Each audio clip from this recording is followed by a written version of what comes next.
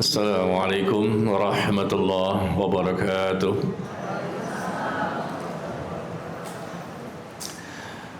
Innal hamdalillah nahmaduhu wa nasta'inuhu wa nastaghfiruh wa na'udzu billahi min shururi anfusina wa min sayyiati a'malina. من يهده الله فلا مضل له ومن يضلل فلا هادي له أشهد أن لا إله إلا الله وحده لا شريك له وأشهد أن محمدا عبده ورسوله صلى الله عليه وعلى آله وسلم يا أيها الذين آمنوا اتقوا الله حق تقاته ولا تموتن إلا وأنتم مسلمون أما بعد. Bapak Ibu yang berbahagia, kita kembali bersyukur kepada Allah Tabaraka wa Ta'ala. Di pagi hari ini kita akan membahas lanjutan dari pembahasan kitab Hadis Arba'in. Ya, lanjutan pembahasan kitab Hadis Arba'in, dan pagi hari ini kita akan masuk kepada hadis yang ke-19. Silakan Bapak Ibu untuk melihat bukunya atau kitabnya, atau bisa searching di Google. Bagi yang punya handphone bisa searching di Google, ketik saja Hadis Arba'in ke-19 kemudian enter. Ya. Alhamdulillah, Allah kembali memberikan kesehatan, kesempatan, keluasan waktu dan nikmat lainnya untuk kembali kita bisa melaksanakan kewajiban yang Allah perintahkan kepada setiap hambanya, di mana ini merupakan kewajiban seumur hidup sampai mati, yaitu kewajiban untuk menuntut ilmu dengan menghadiri majelis ilmu yang kita berharap semoga Allah berkahi. Dan kita berharap semoga Allah memberikan kepada kita ilmu yang bermanfaat, ilmu yang mudah dipahami dan diamalkan, dan kita pertahankan sampai datangnya kematian.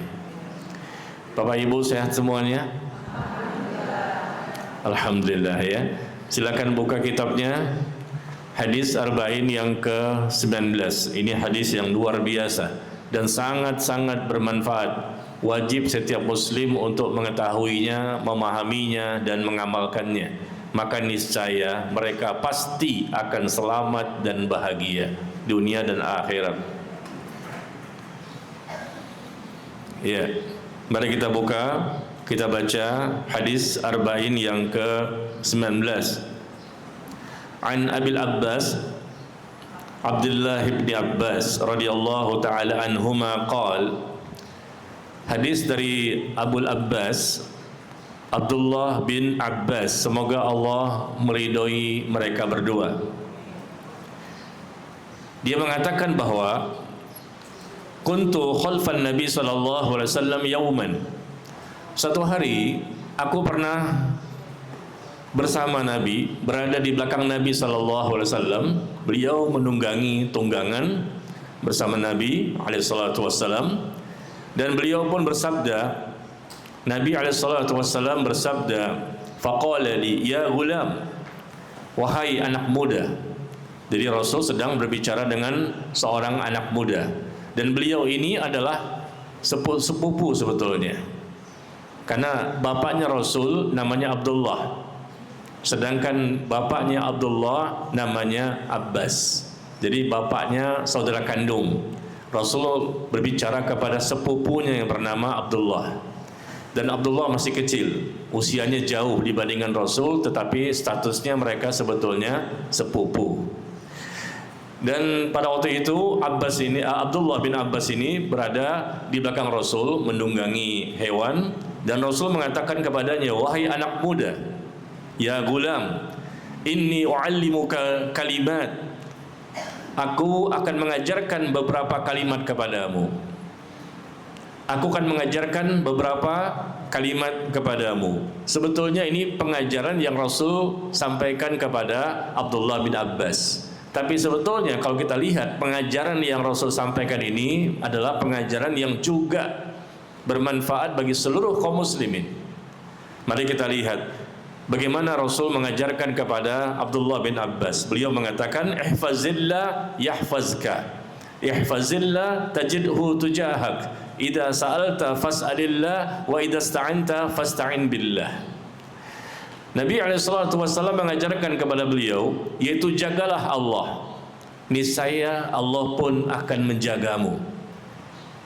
Jaga Allah, niscaya Allah pun akan menjagamu.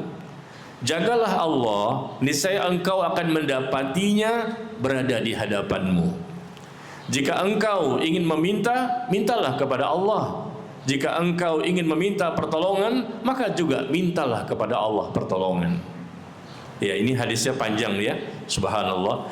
Kita berhenti dulu sampai di sini, masih ada lanjutan setelahnya.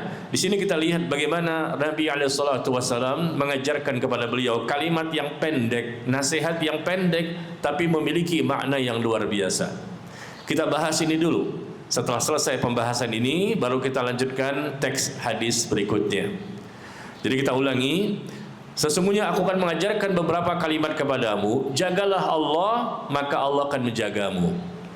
Dan jagalah Allah, maka niscaya engkau akan engkau akan merasakan bahwa Allah itu berada di hadapanmu. Apabila kamu meminta, minta kepada Allah. Apabila kamu mohon pertolongan, mohon pertolonganlah kepada Allah. Nah, di sini kita lihat, jagalah Allah. Kalimat jagalah Allah bukan berarti Allah itu perlu dijaga oleh hambanya. Karena fallahu khairun hafiza. Allah itu sebaik-baik penjaga. Allah justru menjaga makhluknya. Allah tidak butuh kepada makhluk. Allah pemilik langit dan bumi, ya. Dan Allah itu maha sempurna dan maha kuasa atas segala sesuatu. Fallahu khairun hafiza wa huwa arhamur rahimin. Allah itu adalah penjaga yang terbaik dan Allah maha penyayang di antara para penyayang. Jadi kalimat seperti ini jangan sampai disalah artikan ya. Jagalah Allah seakan-akan kita menjaga Allah fisiknya, zatnya. Tidak, sama sekali. Karena Allah itu maha kuasa, maha sempurna. Justru Allah yang menciptakan makhluk. Dan awalnya makhluk tidak ada sama sekali. Allah sendiri al-awwal. Tidak ada makhluk satupun. Allah menciptakan semuanya. Karena Allah memang laisa kamitslihi syai'un. Allah tidak serupa dengan semua makhluknya. Jadi jagalah Allah, maka Allah akan menjagamu. Artinya apa? Al-Imam Ibnu Rajab rahimahullah menjelaskan dalam kitabnya Jami' Ulum wal Hikam, makna dari jagalah Allah, maka Allah akan menjagamu. Jagalah Allah, maka engkau akan dapatkan Allah berada di hadapanmu. Artinya adalah jagalah batasan-batasan Allah. Jagalah hak-haknya Allah. Jagalah perintah-perintah Allah. Jagalah larangan-larangan Allah. Jagalah hukum-hukum Allah. Jagalah syariat Allah. Itu maksudnya. Jadi perintah kepada hamba ini, seluruh manusia sebetulnya wajib untuk melakukan hal seperti ini. Karena semua manusia adalah ciptaan Allah. Jagalah Allah, Allah akan menjagamu. Jadi sebab akibat ya. Kalau kamu begini, maka Allah begini. Kalau kamu begini, maka Allah begini. Jadi jangan pernah menyalahkan Allah. Karena Allah melihat dulu bagaimana respon kita. Respon sebagai seorang hamba yang tunduk patuh kepada penciptanya. Jadi sekali lagi, jagalah Allah artinya hendaknya kita menjaga batasan-batasan Allah. Kita menjaga hak-haknya Allah. Kita menjaga perintah-perintah Allah. Kita menjaga larangan-larangan Allah. Kita menjaga hukum-hukum Allah. Dan kita menjaga syariat Allah. Dan hak Allah yang paling tinggi, paling besar adalah tauhid. Itu haknya Allah. Berarti kewajiban kita. Kewajiban kita dan menjadi haknya Allah. Tauhidkan Allah, esakan Allah, jangan mempersekutukan Allah. Ya, jaga batasan-batasan yang telah Allah syariatkan. Rambu-rambu ini sudah ada dalam Al-Quran maupun dalam hadis Nabi SAW. Jaga perintah-perintahnya, jaga larangan-larangannya. Pasti ada timbal balik dunia dan akhirat. Kita ini kan mungkin banyak mengeluh ya. Kenapa sih Pak Ustadz saya begini? Kenapa saya begini? Bagaimana keluarga saya? Bagaimana suami saya? Mengeluh gimana nih istri saya? Bagaimana anak saya? Dan ini. Banyaklah keluhan kita. Padahal yang salah tuh kita sendiri. Karena kita tidak menjaga Allah. Kalaupun sudah, kurang. Coba kita evaluasi. Jangan disalahkan Allahnya, apalagi disalahkan ustadznya. Ini ustadz nih, makanya saya menjadi begini, jadi miskin, maka jadi susah, maka jadi stres. Jangan. Ya, jagalah Allah akan menjagamu. Kenapa kita menjadi stres, gelisah, galau, bingung, resah dalam kehidupan ini? Kenapa rumah tangga kita belum sakinah, mawaddah, warahmah? Kenapa suami belum saleh? Kenapa istri belum salehah? Kenapa anak-anak belum juga berbakti? Kenapa anak-anak belum juga taat kepada Allah, belum menjadi anak yang saleh dan salehah? Kenapa iman kita masih cekak, ngaji udah lama? Kenapa ilmu yang sudah dibaca, dipahami, belum juga bisa diamalkan? Banyak hal yang minus pada diri kita. Intinya apa? Karena kita belum menjaga Allah. Coba evaluasi, kita belum menjaga perintah-perintahnya, masih banyak yang ditinggalkan. Larangan-larangannya masih banyak dikerjakan. Hak-haknya Allah yang menjadi kewajiban kita, masih kita belum selesaikan. Kenapa saya mengatakan demikian? Karena kalau betul-betul kita sudah menjaga Allah dengan betul, dengan benar, sesuai syariat, pasti timbal baliknya kita akan rasakan. Karena Allah tidak akan mungkin menzalimi hambanya. Dan Allah pun tidak akan mungkin mengingkari janji-janjinya. Innallaha la yukhliful mi'ad. Sesungguhnya Allah tidak akan mengingkari janji-janjinya. Maka coba kita evaluasi. Kita sudah menjaga Allah belum? Menjaga aturan-aturannya, batasan-batasannya, hak-haknya. Kalaupun sudah ngaji, belum tentu dianggap sudah menjaga Allah. Karena ngajinya harus benar, pemahamannya harus benar, mengamalkannya pun harus benar. Dan sejauh mana keistiqomahannya?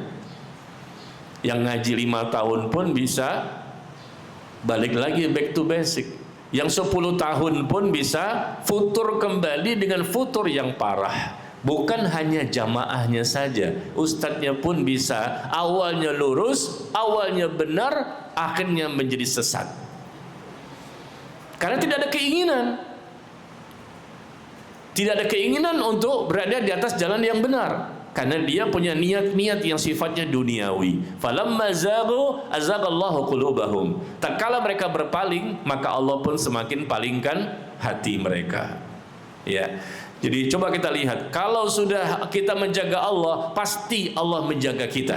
Demi Allah, yakin kita. Dan ayat seperti ini juga ada dalam Al-Quran. Janji yang Allah berikan kepada kita. Contoh misalnya, Allah berfirman, wa aufu bi'ahdi ufi bi'ahdikum wa iyaya farhabun. Penuhi janjimu kepadaku, kata Allah, aku pun akan penuhi janjiku kepadamu. Penuhi janjimu. Mana janjimu? Katanya mau taat, katanya mau beribadah, katanya mau ikhlas. Ya, penuhi janjimu kepadaku, aku pun akan penuhi janjiku kepadamu. Kenapa ya saya begini? Kenapa saya begini? Ya, memang wajar, itulah dunia. Dunia tempatnya ujian. Jangan heran kalau kita tuh memiliki adanya masalah. Justru kalau ada ibu-ibu, bapak-bapak di dunia ini nggak punya masalah, justru aneh. Aneh ya, kok dia nggak pernah punya masalah? Karena di dunia ini tempat masalah. Bukan berarti kita minta masalah ya, nauzubillah. Tapi memang Allah sudah takdirkan bahwa dunia ini tempatnya ujian, cobaan, ada masalah, ada problematika yang tidak pernah berhenti, silih berganti. Karena Allah ingin mengetes iman kita. Begitu ya. Jadi kalau kita ingin tidak punya masalah, senang, gembira, semuanya baik, maka itu di surga nanti. Ya, tapi meskipun ada masalah, meskipun ada ujian dan cobaan pada diri kita, keluarga kita, anak kita, suami, istri, teman, segala macam, tapi tetap Allah akan bantu selesaikan itu semuanya. Tidak lama, karena Allah cuma ingin mengetes aja, menguji keimanan. Allah pun tahu kadar seorang hamba itu, sejauh mana dia bisa bertahan menghadapi ujian. Karena Allah tidak mungkin menyamakan kita dengan Nabi. Tidak mungkin Allah menyamakan kita dengan Rasul. Tidak mungkin Allah menyamakan kita dengan para sahabat Nabi, para ulama-ulama besar. Tidak mungkin. Allah itu maha adil. Tidak mungkin diberikan ujian yang sama sebagaimana orang-orang yang hebat. Allah tahu takaran kita itu sejauh mana ujian dan cobaan dan masalah yang kita terima.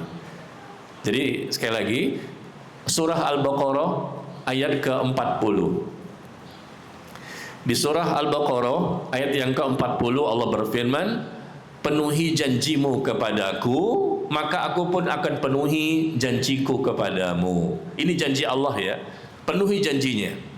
Ya, penuhi janji kita kepada Allah, janji bahwa kita siap untuk diatur hidup dan kehidupan kita. Kita siap mengatakan sami'na wa ata'na, kami dengar, kami taat, kami dengar, kami taat, tidak ngeyel, tidak membantah, tidak mengingkari, tidak mendustakan.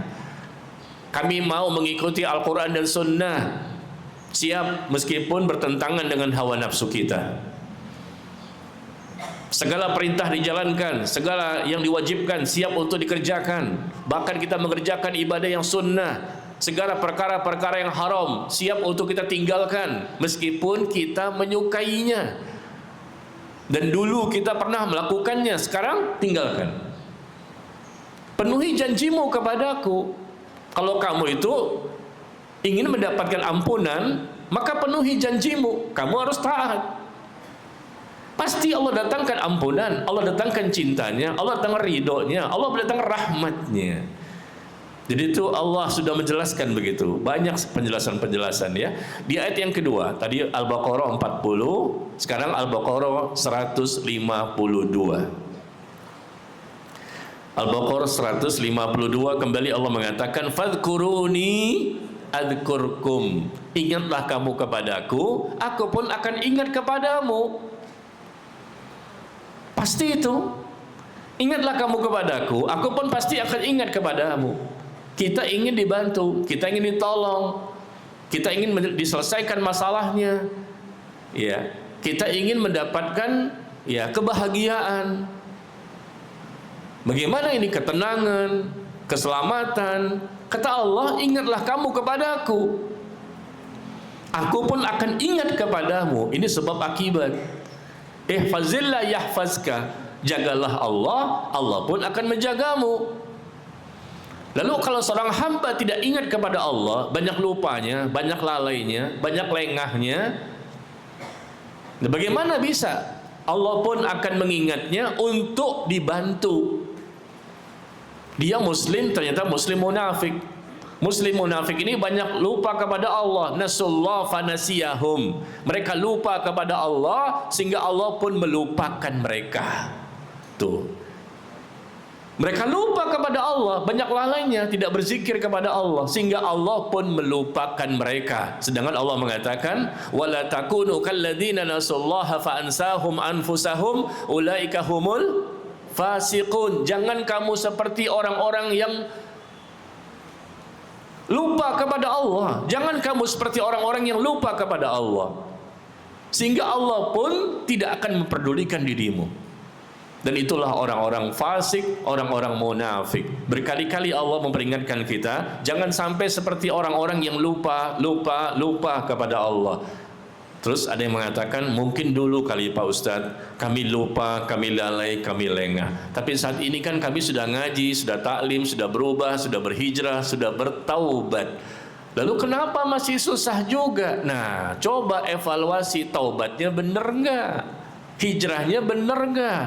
Dan kalaupun sudah benar, soleh dan soleha, sudah bertakwa, bukan berarti dibiarkan tanpa ada ujian. Jadi nikmat ya menjadi seorang mukmin itu, karena kita paham untuk menyikapi masalah, menyikapi hal-hal yang sifatnya duniawi ini. Kalau dia masih jauh dari agama, tidak peduli kepada Allah, tidak peduli kepada Islam, ya jangan salahkan Allah. Hidupnya pasti menderita. Kekayaannya itu tidak menjadikan dia bahagia. Semakin kaya, semakin stres. Semakin terkenal, semakin menderita. Tidak sedikit kan orang-orang yang terkenal ternyata matinya bunuh diri. Ya. Kalau jauh dari agama, pasti menderita. Kalau dekat ke agama, kok juga susah? Bukan susah. Coba kita evaluasi, jangan-jangan kita belum benar cara beragamanya, atau sudah benar, tetapi memang Allah ingin menguji hambanya. Selesai. Ya, ingatlah kamu kepadaku, aku pun akan ingat kepadamu. Begitu diberikan cobaan ini, ujian ini, masalah ini, problematika ini dan ini persoalan, ya semakin dekat, bukan semakin jauh. Ya kok begini ya?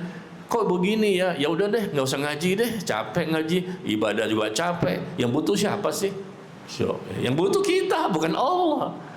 Saya udah capek nih sholatnya, jam 2 udah bangun, kencing.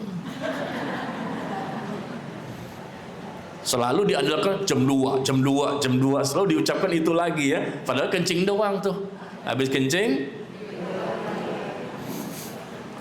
kan saya jam 2 udah bangun Pak Ustadz. Ngapain? Kencing. Habis kencing, tidur lagi. Oke lah, sholat sunnah, sholat tahajud malam, oke. Puasa sunnah, Masya Allah. Jangankan yang wajib, yang sunnah selesai, banyak sekali. Tapi dosa-dosanya juga masih dilakukan. Begitu banyak dosa, jatuh lagi, dosa lagi. Ya, jangan salahkan Allah kalau begitu. Dan kalaupun andai kata sudah bertakwa, amalnya banyak, dahsyat, ibadahnya banyak, dosanya semakin hari semakin sedikit. Tetap kita pasti akan mendapatkan ujian. Ya.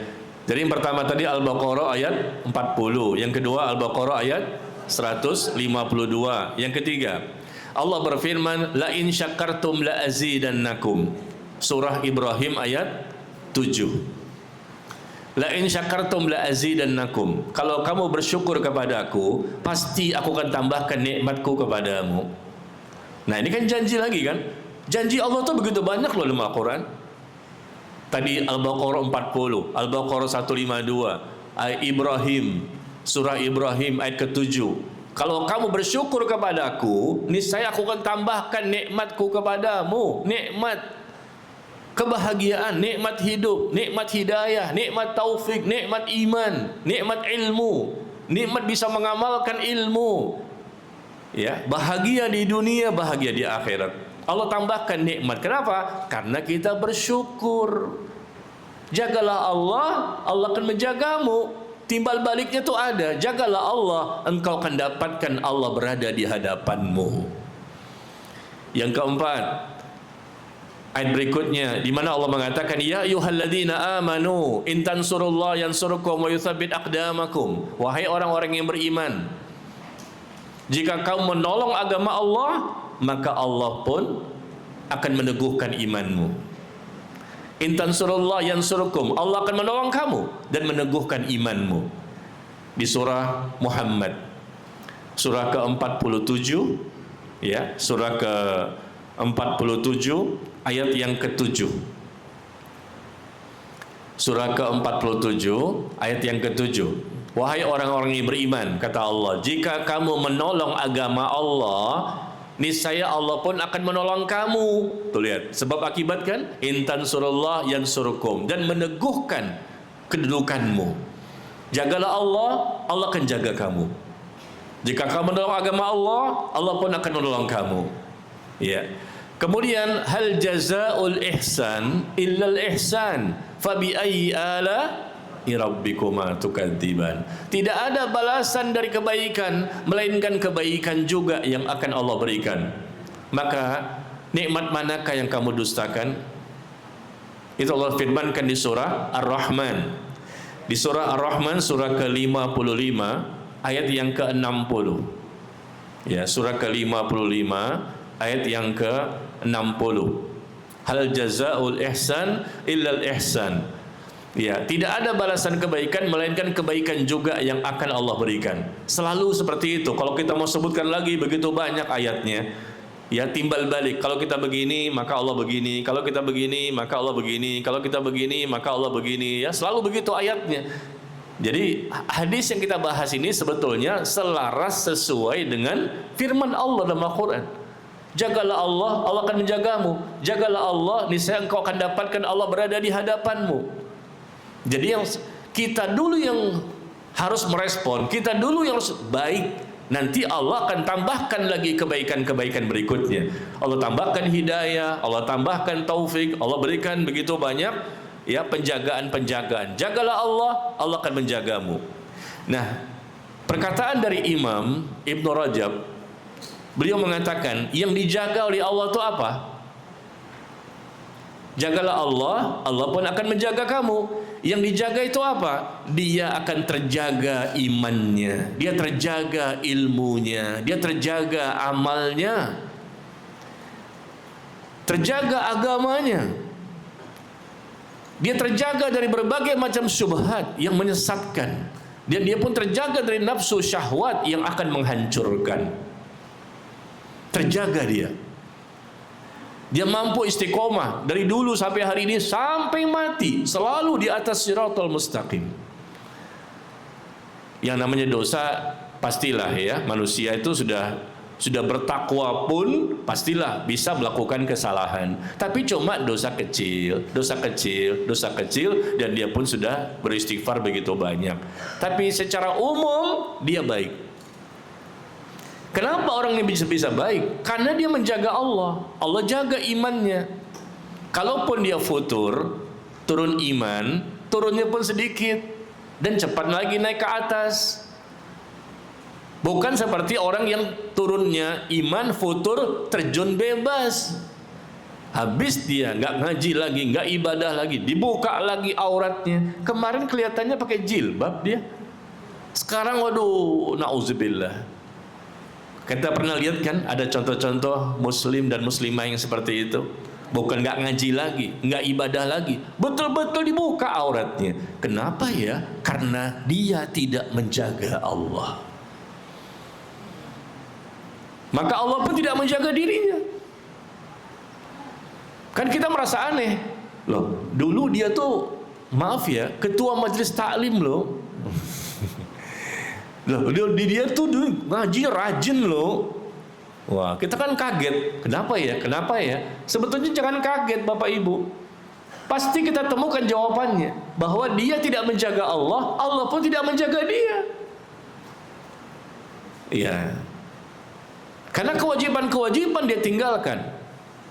Bahkan yang sunnah pun lewat. Ini akibat dari apa? Dirinya sendiri yang tidak mau menjaga. Allah jaga imannya. Iman bisa turun? Iya, semua pernah mengalami. Tapi kalau Allah jaga iman kita, kita menjaga Allah, Allah pun jaga iman kita. Kalaupun turun tidak banyak. Kalau turun iman, pasti. Nggak mungkin kita bisa lepas dari turunnya iman. Semua kaum muslimin pasti pernah merasakan turunnya iman, termasuk saya. Semua bisa mengalami, tiba-tiba kok nggak semangat, tiba-tiba kok futur. Tapi kalau futur sedikit-sedikit sih masih bisa dimaklumi lah. Misal contoh nih ibu-ibu biasanya sholat tahajud bacanya Al-Baqarah. Tiba-tiba turun iman, bacanya Ali Imran. Ini kan contoh Pak, contoh. Ya, betul Bu? Semangat kan Al-Baqarah, wah alif lam mim dzalikal kitabul la raiba fihi hudal lil muttaqin alladzina yu'minuna bil ghaibi wa yuqimunas salata wa mimma razaqnahum yunfiqun ulaika. Tapi kok enggak semangat ya, kok jadi begini? Ya udahlah Ali Imran aja deh, alif lam mim. Ah, bagus kan? Ibu ya? Apakah begitu ibu-ibu di sini? Hah? Mau bilang iya takut riya. Mau bilang enggak? Memang kagak juga sih. Enggak masalah Bu. Kalau bapak dan ibu Al-Baqarah enggak jadi Ali Imran, paling tidak An-Nisa lah. Iya, futurnya itu masih bagus gitu loh. Masya Allah kan. Nah, jadi kenapa Allah menjaga dia? Yang biasanya mungkin tahajud 6 rakaat, tiba-tiba cuma 2 rakaat, nggak masalah. Masih tetap tahajud kan misalnya. Biasanya saum Daud misalnya, kayak jamaah di sini kan biasa saum Daud ya. Mohon maaf ya, saya menyebutkan amaliyah Bapak Ibu nih. Jadi ketahuan deh. Iya, yang biasanya saum Daud tiba-tiba cuma Senin Kemis. Ya nggak apa-apa. Itu turun iman masih dijaga oleh Allah. Ya, yang biasanya ngajinya Masya Allah seminggu bisa 8 hari. Biasanya ngaji 8 hari, tiba-tiba cuma 3 hari. Ngaji cuma 3 hari dalam seminggu. Ya ada pengurangan kan, tapi kan masih ngaji dia, meskipun cuma 3 hari. Biasanya 8 hari dia, Senin, Selasa, Rabu, Kamis, Jumat, Sabtu, Ahad, dan Minggu. Tiba-tiba futur, turun iman, aduh nggak semangat. Masih Allah jaga, masih lumayan 3 hari dalam seminggu daripada enggak. Karena ada orang yang futur, Bu, Bapak, jangankan seminggu, 3 bulan hilang, setahun hilang. Saya punya jamaah saya itu, saya rindu dengan mereka. Mereka hilang, nggak ngaji lagi sama sekali. Futurnya futur parah. Padahal dulunya, waduh, kemana saya ngajar ada dia. Kemana saya ngajar ada dia. Sampai-sampai jamaah mengatakan ini tangan kanannya Ustadz nih. Ada seorang ikhwan ya, bukan akhwat. Kalau akhwat kemana-mana ngikutin saya jadi bahaya, suuzon nanti. Jangan-jangan calon nih, jangan-jangan calon. Bukan, ada ikhwan maksudnya. Jangan suuzon dulu ya. Ada ikhwan dulu ketika dia masih kuliah, dia ikut ngaji. Kemana saya ada dia. Kemana saya ada dia. Wah, Masya Allah, idealis. Begitu selesai kuliah, maka dia pun bekerja. Begitu bekerja, hilang, nggak ngaji lagi. Kenapa? Karena dia cerita kepada saya 2 kali, saya nasihati nggak mempan. Dia mulailah merasakan uang amplop-amplop yang bertebaran. Manipulasi data, masukin data-data fiktif, duitnya keluar. Nggak kerja tapi duitnya dapat. Korupsi. Dan dia cerita, saya diajak Pak Ustadz oleh pimpinan saya. Kata saya keluar. Curhat juga sih 2 kali. Saya bilang keluar, antum selamatkan iman antum, selamatkan agama antum. Karena di situ semuanya perampok. Dia cerita begitu, semuanya begitu Pak Ustadz, dari meja ke meja nih bertebaran, nggak kerja tapi duitnya keluar. Masukin data seakan-akan kerja, duitnya cair, bagi-bagi. Saya katakan keluar antum, 2 kali curhat. Setelah itu nggak ngaji lagi sampai hari ini, hilang total. Nggak ngaji juga dengan ustadz yang lain. Padahal dulunya, sampai-sampai orang bingung ya. Ini luar biasa amat nih. Ahmad aja nggak begini. Iya, kenapa? Di mana saya ada dia? Di mana saya ada dia? Sehingga orang kan kenal. Dia lagi. Iya, subhanallah. Tapi memang kalau seseorang tidak menjaga Allah, Allah pun tidak akan menjaga dirinya. Jangan kaget. Ya, jadi dijaga imannya, dijaga syubhat-syubhat yang pastilah menyambar-nyambar ya. Dia sudah punya pemahaman nih mengikuti Rasulullah dan para sahabat. Begini loh cara beragama. Rasul itu contoh kita yang terbaik. Setelahnya para sahabat contoh kita yang terbaik. Apa yang mereka kerjakan, kita kerjakan. Yang mereka tinggalkan, kita tinggalkan. Mulailah ada syubhat-syubhat. Oh, ini kan baik, ini kan bagus, ini kan benar meskipun dalilnya nggak ada. Ini kan bagus meskipun contohnya nggak ada. Ini kan baik Pak Ustadz, meskipun tuntunan nggak ada. Nah mulai, akhirnya apa? Dia ngikut, balik lagi. Berarti Allah tidak menjaga imannya, tidak menjaga ilmunya. Dia sudah mendapatkan hidayah, lepas lagi. Iman kadang naik, kadang turun. Hidayah kadang naik, kadang turun, kadang-kadang dicabut hidayah. Yang salah siapa? Allah tidak mungkin mencabut hidayah bagi seorang hamba kalau dia sudah berusaha maksimal untuk menjaga Allah. Jagalah Allah, Allah akan menjagamu. Ini mohon maaf ya, banyak yang kita saksikan masalahnya. Ikhwan ada, akhwat ada. Yang ngaji sama saya Bu dulu ada. Kan ibu bapak nggak tahu kan saya cerita begini. Ya dia ngaji, dia jilbab ya, tapi kemudian dia lepas jilbabnya, kebuka lagi auratnya. dan tidak ngaji lagi. Saya juga heran, subhanallah, karena memang kita tidak bisa memberikan hidayah kepada seseorang kan. Iya, jadi yang salah siapa? Ustadznya? Enggak dong, masa ustadznya disalahin? Ya, yang salah adalah dirinya sendiri. Nah, suaminya datang kepada saya, Pak Ustadz, ini gimana nih istri saya? Kok sekarang jadi banyak perubahan, banyak berubah jadi nggak bagus loh. Bapak, saya kan cuma Ustadz, Pak, menyampaikan saja, dan yang memberikan hidayah bukan saya. Jadi suaminya ya menanyakan, kenapa Pak Ustadz begini loh? Seakan-akan sayalah pemberi hidayah. Itu saya dapatkan. Ada juga istri, ibu-ibu yang datang kepada saya curhat tentang suaminya. Pak Ustadz, kenapa suami saya begini? Loh, kenapa saya disalahin? Karena suaminya pun ngaji dengan saya. Jadi kalau suaminya jelek, yang salah ustadznya. Susah Pak ya jadi ustadz ya. Kalau bagus, ustadznya nggak disebut-sebut. Tapi kalau jelek, ustadz dicari. Pak Ustadz, ini gimana suami saya kok begini? Karena suaminya ngaji dengan saya. Pak Ustadz, ini gimana istri saya kok begini? Lah kenapa? Kan saya cuma menyampaikan.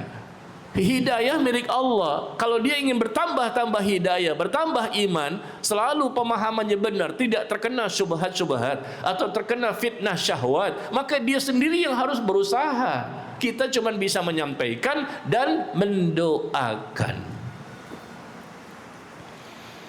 Bahkan ada yang berzina, ngaji sunnah, na'udzubillah min dzalik. Ya gimana lagi? Dia tidak menjaga Allah, Allah pun tidak menjaga dia. Allah biarkan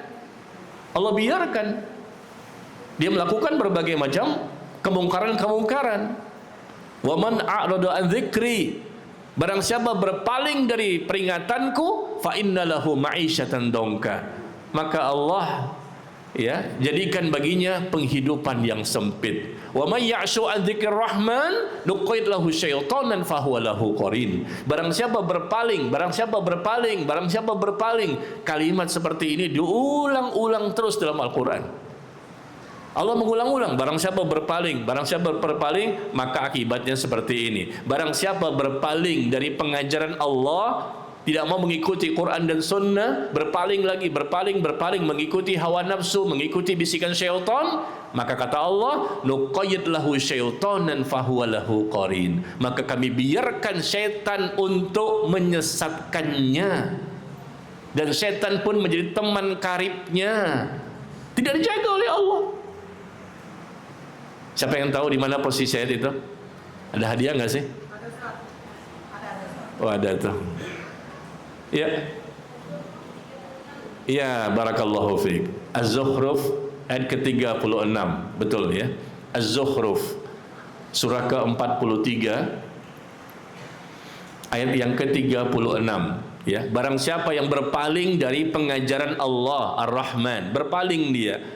Ya dikasih tahu nggak mau, kasih padahal udah ngaji loh sebelumnya, udah terbentuk dia pemahaman sunnahnya, berubah lagi 2 tahun kemudian, 5 tahun kemudian, bahkan 10 tahun kemudian masih bisa ada potensi untuk berubah. Bapak Ibu jangan kaget ya, jangankan jamaahnya, ustadz pun berubah. Ada ustadz yang berubah, yang dulu mengatakan ini nggak boleh, ini tidak sesuai sunnah, ini nggak boleh, ini syirik. Sekarang dia pelakunya. Bayangkan, kaget kita, ustadz sunnah ini. Tapi saya nggak sebutkan namanya. Tapi ini ada di sosial media. Pada dulunya, waduh, luar biasa, cukup terkenal, ya cukup senior juga. Bayangkan, kita nggak nyangka sekali berustadz pun yang mendakwakan sunnah sekarang justru mendakwahkan sesuatu yang menyelisihi sunnah.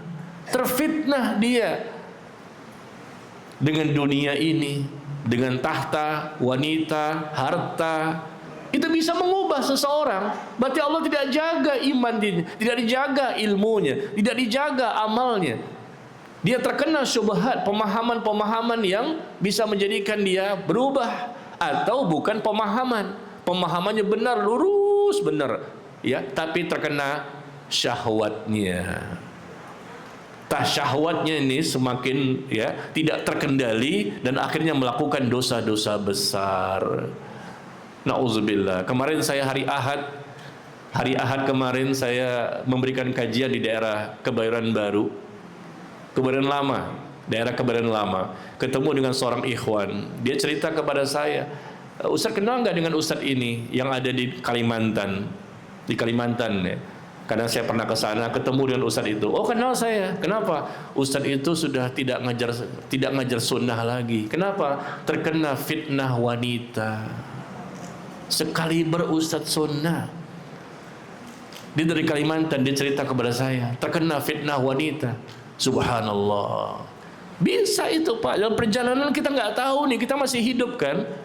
Saya pun tidak tahu, saya nggak berani mengatakan pasti besok lusa sampai mati pasti lurus. Nggak tahu juga saya. Nah bagaimana Allah menjaga? Kalau kita memang menjaga Allah. Ada yang terkena fitnah wanita, ada yang terkena fitnah harta, ada yang terkena fitnah tahta, jabatan, kekuasaan, ada yang terkena syubhat, bukan hawa nafsu syahwat, tapi terkena syubhat, pemahamannya jadi berubah lagi dia. Udah paham, udah hafal, udah LC, udah MA, sudah doktor bahkan. Kena lagi pemahaman yang keliru. Bisa itu, ada peluang. Ya, maka bagaimana caranya supaya kita selalu di atas ini kebenaran ini? Jagalah Allah, Allah akan menjagamu. Dan menjaga Allah tentunya harus menyesuaikan dengan aturan Quran dan Sunnah. Jangan mengambil yang lain. Sesuatu yang menyelisihi Quran dan Sunnah maksudnya.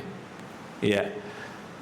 Baik. Nah sekarang kita lihat, kalau seandainya kita menjaga Allah, Allah pun menjaga kita. Dan kita akan dapatkan Allah berada di hadapan kita. Maka bukan hanya Allah menjaga agama kita, dijaga iman kita, ilmu kita, amal kita, tapi kata Al-Imam Ibn Rajab, tetapi Allah juga akan menjaga badan kita, jasad kita, tubuh kita. Allah akan menjaga anak keturunan kita, Allah menjaga keluarga kita, Allah menjaga harta kita, Allah menjaga kehormatan kita. Dijaga semuanya. Jadi bukan masalah iman, ilmu, amal saja dan agama. Fisik pun dijaga, harta dijaga, kehormatan dijaga, anak cucu kita dijaga, pasangan hidup juga dijaga. Dengan sebabnya kita bagus, dampaknya kepada pasangan hidup. Dengan sebab kita bagus, dampaknya kepada anak-anak kita. Dengan sebab kita bagus, Allah jaga harta dan kehormatan kita. Jadi penjagaan Allah itu kepada hambanya luar biasa. Ya. Jadi anak dijaga oleh Allah sehingga anak itu pun jadi anak yang berbakti, anak yang beribadah, anak yang soleh dan soleha dengan sebab bapak dan ibunya. Akhirnya dampaknya kepada anak. Iya, dia menjaga Allah, Allah menjaga dia, dijaga juga anaknya, dijaga juga hartanya, dijaga juga kehormatannya, dijaga juga badannya, fisiknya. Ya, coba kita lihat Suwayyah bin Ghaflah. Ada bapak ulama di zaman tabi'in namanya Suwaid bin Ghaflah. Beliau ini menjadi imam salat tarawih di bulan Ramadan di usia 120 tahun. Imam salat tarawih 120 tahun. Kenapa kok bisa ya? Kalau kita gimana? Padahal pada waktu itu di zaman tabi'in, itu ulama-ulama masih banyak, yang hafal Quran banyak, tapi beliau diminta untuk jadi imam 120 tahun. Kenapa? Fisiknya masih kuat, bacaannya masih bagus, hafalannya masih mantap. Kenapa bisa ya? Kita yang baru 40, 50 aja udah hang blank. Hang blank. Blank hang. 120 tahun. Coba jangan salahkan kenapa. Oh saya udah tua nih. Enggak, ngeles. Cari pembenaran. Saya udah tua nih, umur Pak Faktor U Ustaz. Tapi buktinya orang-orang tua banyak kok yang bagus-bagus masih bisa. Para ulama kita tuh 80 tahun, 90 tahun, masih mantap hafalannya. Masih kuat-kuat fisiknya. Ada apa pada diri kita? Kenapa umur-umur sekian dah banyak penyakit? Karena memang makannya banyak. Makan ini, makan itu, makannya begitu banyak, akhirnya apa? Kena kolesterol, kena asam urat, kena diabetes, tensi tinggi, kan begitu. Faktor makanan, faktor minuman, dan faktor-faktor yang lain, ya. Jadi kita lihat ini contoh bahwa selevel Suwaid bin Ghaflah, tabi'in ini yang pernah berguru, dia pernah berguru kepada Abu Bakar, pernah berguru kepada Umar, ya, Utsman dan Ali. Masih kuat hafalannya dan menjadi imam salat tarawih di bulan Ramadan pada usia 120 tahun. Allah kuatkan, Allah jaga fisiknya, Allah jaga hafalannya. Ya, Allah jaga imannya meskipun dia sudah tua sekali. Ya. Kemudian juga Imam Ibnu Jurayj rahimahullah mengatakan, saya pernah hidup bersama Atha bin Abi Rabah selama 18 tahun. Atha bin Abi Rabah ini seorang ulama di zaman tabi'in. Ya. Aku pernah hidup bersama dia 18 tahun. Tatkala dia mulai berusia lanjut, nah usia lanjut nih, sudah tua nih, sudah manula ya, maka badannya pun menjadi lemah. Ulama ini Atha bin Abi Rabah, badan pun jadi lemah, maka dia cuma bisa salat malam dengan membaca 200 ayat surah Al-Baqarah saja, dengan posisi tegak berdiri dan tidak bergeser darinya dan tidak bergerak. Masya Allah, sudah manula, sudah tua, badan pun lemah. Kata beliau, aku melihat Atha bin Abi Rabah cuma bisa baca 200 ayat surah Al-Baqarah karena udah lemah, fisiknya udah tua banget. Berdiri loh, 200 ayat. Bagaimana ketika dulunya, ketika masih kuat, ketika masih muda? Kita saat ini belum tua banget sebetulnya. Jangan boro-boro 200 ayat Al-Baqarah. Paling alif lam mim, dzalikal kitabul la raiba fi hudal lil muttaqin. Allahu akbar. Langsung ruku. Berapa ayat tuh? Hah? Alif lam mim, dzalikal kitab la raiba fi. Berapa ayat? Cuman 2. 200 sama 2 kan bedanya apa? Nolnya aja tuh. Iya, maaf ya Bapak ya, saya mencontohkan diri saya sendiri maksud saya. Kalau Bapak Ibu sih kayaknya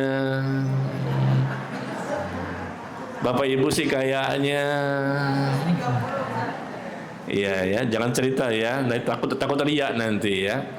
Jadi sesungguhnya Allah itu menjadikan kekuatan pada diri seorang mukmin itu di mana? Di mana kekuatan yang Allah berikan kepada seorang mukmin? Di hatinya. Hatinya Allah kuatkan sehingga dia mampu berdiri tegak. Fisiknya lemah sebetulnya, tapi dia masih mampu berdiri tegak karena hatinya dikuatkan. Banyak orang yang kuat fisiknya, orang-orang yang suka angkat barbel suka nge-gym Pak. Wah, berapa tuh otot-otot pada keluar semua, kabel-kabelnya tuh keluar semua itu. Kabel-kabel di badannya, otot-ototnya semua ya, Masya Allah. Kita lihat itu mengerikan. Coba suruh dia berdiri sholat 1 jam, bisa? Nggak bisa. Tapi ada orang tua yang sudah renta ya, tapi bisa 1 jam berdiri ayat banyak sekali, bisa. Padahal dia tua renta. Kenapa dia lebih kuat dibandingkan yang masih muda dan tidak mampu berdiri lama sebagai imam maupun makmum? Kenapa? Karena hatinya berbeda. Allah jaga dirinya. Kekuatan itu sebetulnya di hati, bukan di fisik.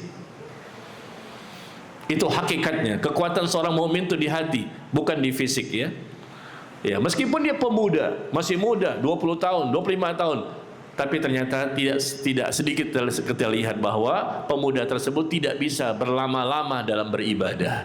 Maka imamnya pun ya dibicarakan oleh banyak orang, lama dia, ya nggak enak dia, macam-macam ya, subhanallah. Dan biasanya itu kalau di bulan Ramadan, kalau hari-hari biasa kan pendek-pendek ya, tapi kalau di bulan Ramadan itu biasanya agak sedikit panjang lah sholat tarawihnya. Maka jamaah mencari mana masjid yang lebih pendek bacaannya. Kalau begitu panjang, oh panjang di sini, enggak, ini pertama dan terakhir taubat nasuha. Panjang banget masjid itu, imamnya panjang. Saya nggak mau lagi di situ, taubat nasuha. nggak mau lagi sholat di situ, kepanjangan, nggak kuat saya. Subhanallah. Padahal kan itu sholat tarawih itu kesempatan kita kan. Cuman denger doang sebetulnya, bukan jadi imam. Yang capek itu siapa? Imam. Ya betul nggak Pak?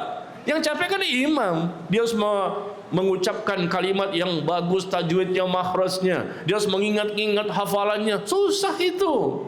Berkeringat-keringat basah kuyup. Makmum cuma berdiri doang. Apa susahnya? Tapi ngedumel, dongkol, jengkel, berdiri nggak lama sebetulnya, ya kan?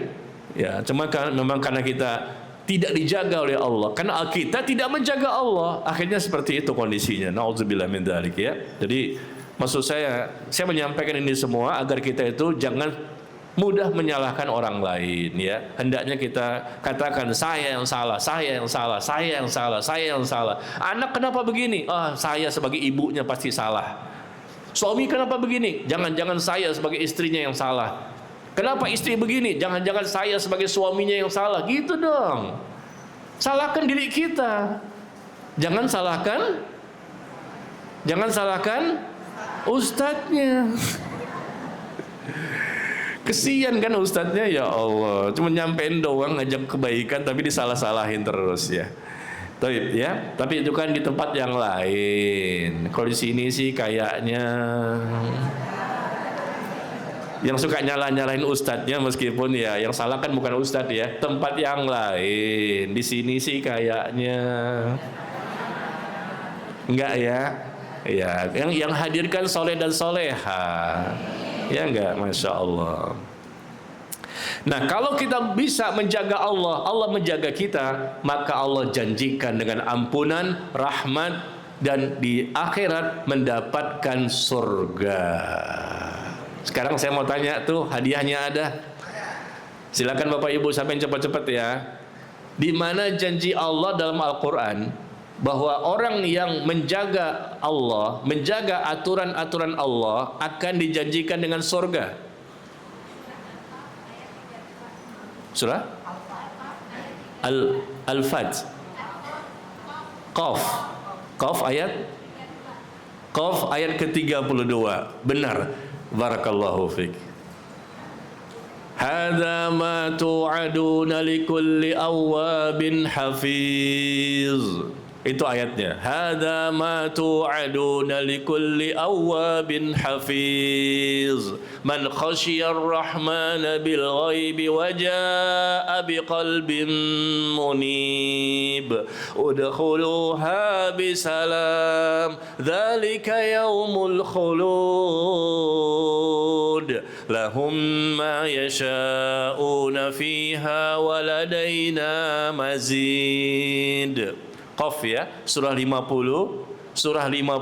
ayat ke-32. Ya, Allah katakan bahwa kepada mereka dikatakan nanti di akhirat, ketika di akhirat ya, inilah nikmat yang dijanjikan kepadamu. Kamu menjaga Allah, Allah menjaga kamu. Inilah nikmat yang Allah janjikan kepada kamu, yaitu kepada setiap hamba yang di dunianya senantiasa mereka bertaubat kepada Allah dan memelihara, menjaga semua aturan-aturan dari Allah. Silakan masuk ke dalam surga. Janjikan silakan masuk ke surga. Hadza ma tu'aduna likulli awwabin hafiz. Inilah nikmat-nikmat yang Allah janjikan kepadamu waktu di dunia. Kalau kamu begini, maka Allah begini. Kalau kamu begini, maka Allah begini. Inilah nikmat bagi orang yang senantiasa bertaubat dan senantiasa menjaga, memelihara Allah, memelihara peraturan-peraturannya. Ya, Qaf ayat ke-32.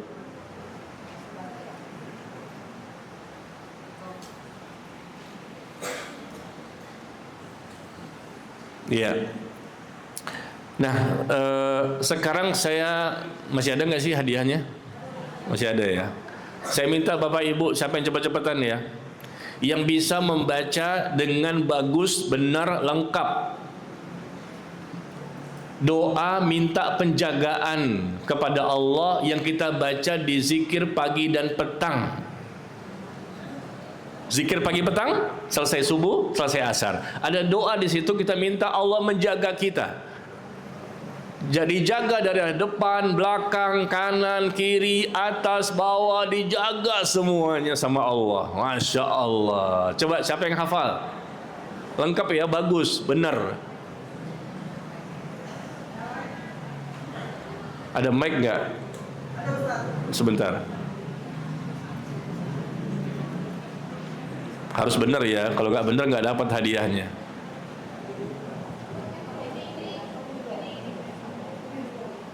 Yang belakang, Bu. Iya.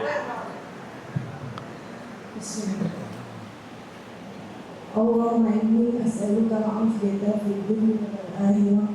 Allahumma inni as'aluka al-'afiyata fid dini wa dunyaya wa mali. Masih ada yang tertinggal tuh. Grogi nih, grogi. Mungkin hafal. Ulang lagi coba.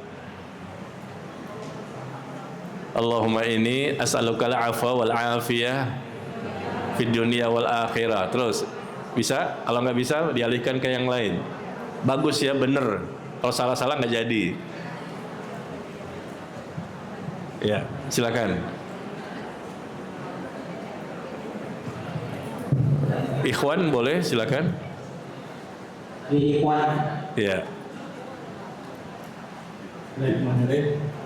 Allahumma inni as'aluka al-'afwa wal 'afiyah fid dunya wal akhirah. Allahumma inni as'aluka al-'afwa wal 'afiyah fid dini wa dunyaya wa ahli wa mali. Allahumma astur awrati wa rafi rawati. Allahumma ihfazni min bayni yadayya wa min khalfi wa an yamini wa an shimali wa min fawqi wa a'udzu bi azmatika an uqtala min tahti. Masya Allah, barakallahu fiik. Ya, silakan dapat hadiah tiket haji Furoda. Furodanya udah nggak ada lagi. Alhamdulillah. Nah, ikhwan sudah terwakili ya. Saya minta akhwat mewakili satu orang. Siapa? Jauh tuh di belakang tuh. Tapi harus benar ya, kayak tadi itu benar tuh. Jangan salah-salah. Kalau salah-salah nggak jadi. Ini salah satu doa yang hendaknya rutinitas kita baca pagi dan petang atau di waktu-waktu yang lain boleh. Karena kita minta Allah menjaga kita. Depan, belakang, kanan, kiri, atas, bawah, semua dijaga. Bismillahirrahmanirrahim. Allahumma inni as'aluka al-'afwa wal 'afiyah fid dunya wal akhirah. Allahumma inni as'aluka al-'afwa wal 'afiyah fid dini wa dunyaya wa ahli wa mali. Allahumma sur awrati wa amir rawati. Allahumma hfazni min bayni yadayya wa min khalfi wa an yamini wa an shimali wa min fawqi wa a'udzu bi azmatika an uqtala min tahti. Masya Allah, barakallahu fiik ya, alhamdulillah. Ibu-ibu yang lain gimana? Hafal? Hafal enggak? Iya, Al-Baqarah saja lewat. Al-Baqarah saja lewat, apalagi cuma bacaan doa seperti ini kan. Ayo kita hafalkan ya di rumah nanti. Ya, kita minta Allah menjaga kita. Dijaga depan, belakang, kanan, kiri, atas, bawah, dijaga semuanya. Fisiknya dijaga, iman dijaga, hati dijaga, ya, ilmunya, amalnya. Ini berkaitan dengan pribadi kita. Kalau kita sudah terjaga, ya, dampaknya apa? Allah akan menjaga nanti anak kita, suami, istri. Allah jaga kita, Allah jaga juga nanti rumah tangga kita, Allah jaga juga harta, kehormatan, ya, dan lain-lain. Masya Allah ini salah satu doa yang luar biasa yang ya, hendaknya kita menghafalnya. Nah, sedikit lagi ya, kita sambung hadis tadi, bahwa jika engkau hendak meminta, mintalah kepada Allah. Dan jika kamu ingin meminta pertolongan, mintalah pertolongan kepada Allah. Minta hanya kepada Allah, jangan kepada makhluk. Berdoa hanya kepada Allah. Ya, man lam yas'alillah yaghdab alaihi. Barang siapa yang tidak mau meminta, berdoa kepada Allah, Allah murka kepadanya. Ya, kita butuh kepada Allah. Jangan minta-minta kepada makhluk yang kita tahu bahwa makhluk tidak bisa untuk membantu kita. Minta kepada syaitan jin, ya. Hendaknya kita bersemangat untuk, ya, memperoleh sesuatu yang bermanfaat untuk diri kita. Mintalah rezeki kepada Allah, kesembuhan kepada Allah, minta dikaruniai anak yang soleh dan solehah, minta jodoh, ya, minta hidayah, minta ketentraman hati, minta ampunan. Ini semuanya berkaitan hanya Allah yang bisa memberikan. Jangan minta ampunan kepada makhluk dan mengatakan makhluk pun bisa memberikan ampunan. Sebagaimana ada bacaan salawat, Assalamualaikum ya mahyad dunub, salam sejahtera bagimu ya Rasulullah, bagi Rasulullah yang bisa mengampuni dosa-dosa. Bagaimana mungkin Rasul bisa mengampuni dosa-dosa? Rasul saja minta kepada Allah. Fa innahu la yaghfiru dzunuba illa anta, karena sesungguhnya tidak ada yang bisa mengampuni dosa kecuali Engkau ya Allah. Rasul saja minta. Tapi dalam selawat itu, bacaan selawat yang cukup terkenal ya.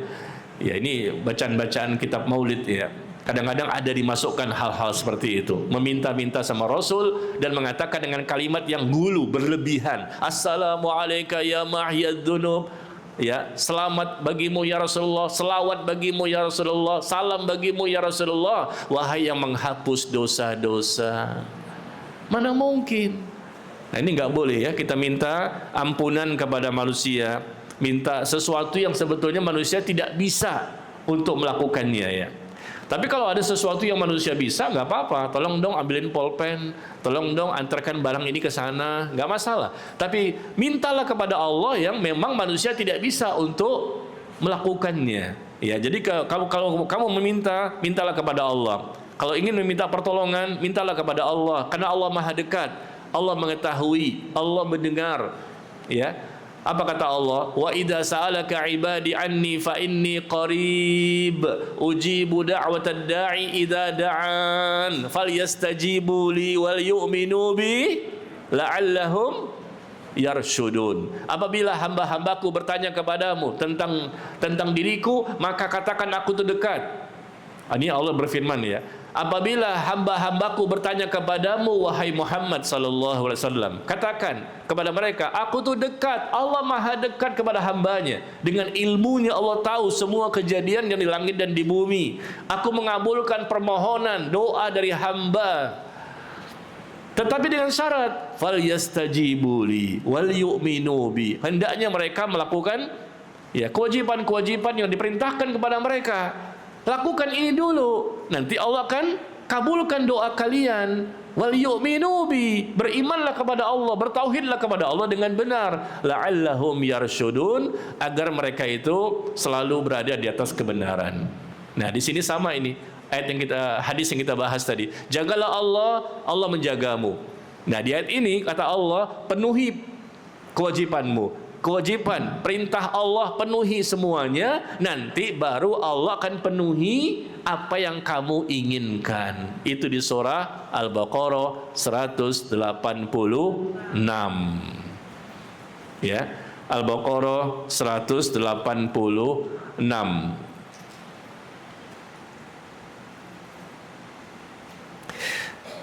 Kemudian jika kamu hendak meminta pertolongan, mintalah pertolongan kepada Allah ya.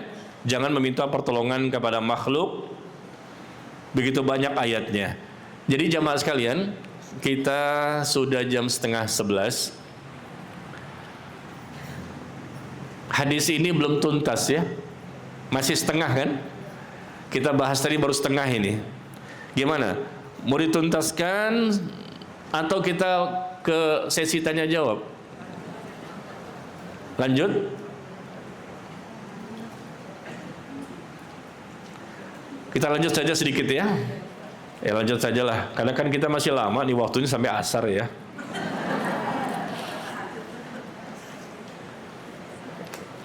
Siap sampai asar?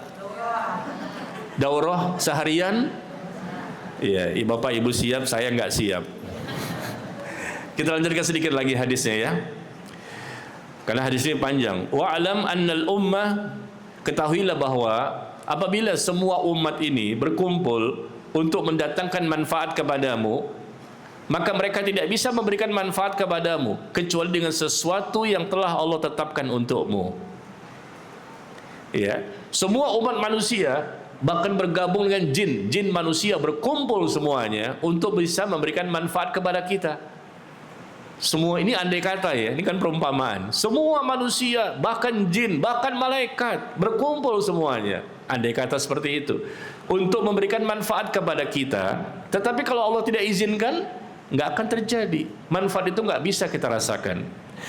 Ya, begitu juga sebaliknya, seandainya mereka berkumpul semuanya, manusia berkumpul semua, manusia, jin dan malaikat, andai kata seperti itu, berkumpul semuanya untuk menimpakan bahaya kepadamu dengan sesuatu, maka mereka tidak dapat membahayakanmu kecuali jika Allah sudah mentakdirkannya. Pena-pena pencatat takdir telah diangkat dan lembaran-lembaran takdir ya telah kering. Nah, selesai hadisnya. Hadis yang dikeluarkan oleh Imam At-Tirmidzi. Maksudnya di sini adalah sesuatu itu tidak akan terjadi kecuali dengan izin Allah. Jangan takut dengan manusia, jangan takut dengan dunia, jangan takut dengan kondisi yang kita alami. Ya, seandainya manusia itu semua mengatakan kamu begini, selama kita benar, lalui saja, bismillah.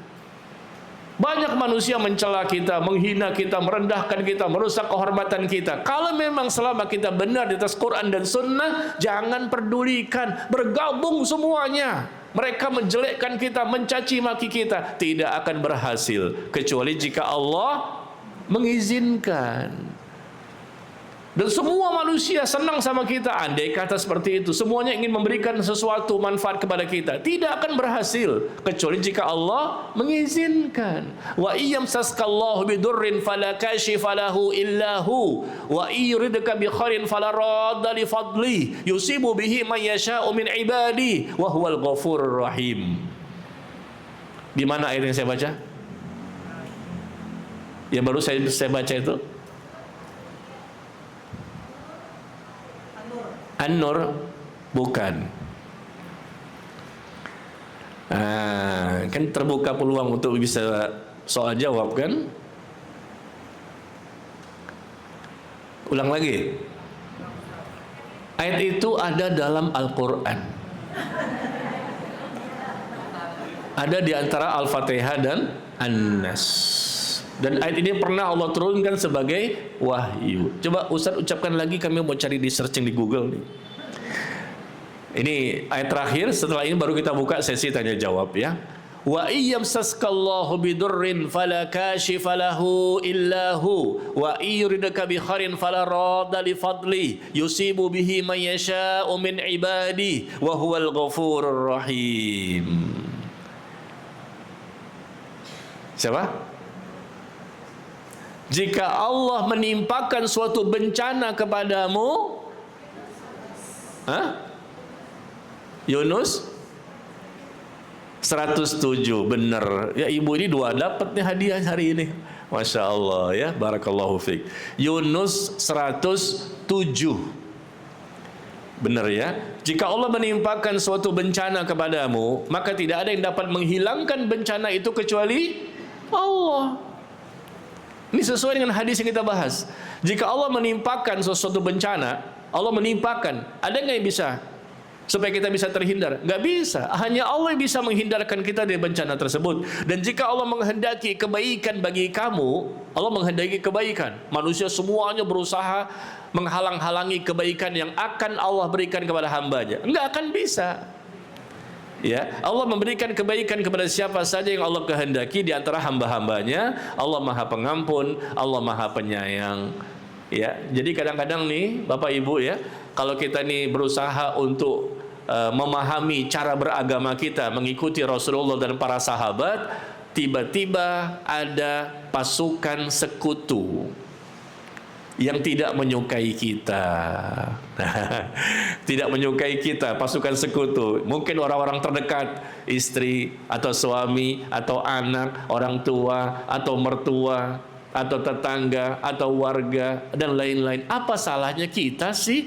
Kan kita cuma mengikuti apa kata Allah, apa kata Rasul dan para sahabat. Tapi kita disalah-salahin.